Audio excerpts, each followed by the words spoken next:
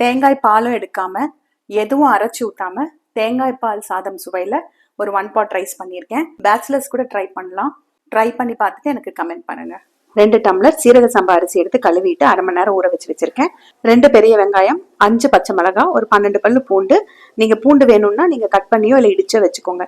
இதே டம்ளர்ல 2 டம்ளர் அளவுக்கு தேங்காய் துருவல் எடுத்திருக்கேன். ஒரு பேன்ல 2 ஸ்பூன் நெய், 2 ஸ்பூன் ஆயில்.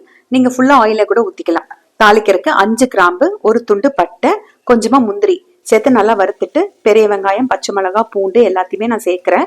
நீங்க இஞ்சி இடிச்சு கூட சேர்த்திக்கலாம். கொஞ்சமா வெங்காயம் நல்லா வதங்கினதுக்கு அப்புறமா அந்த தேங்காய் துருவலை சேர்க்கிறேன். சேர்த்துட்டு கூடவே தண்ணி வடிச்சு வச்சிருக்க சீரக சம்பா அரிசியும் இதோட சேர்த்து நல்லா மிக்ஸ் பண்ணிக்கிறேன். ஒரு நிமிஷம் மிக்ஸ் பண்ணா போதும்.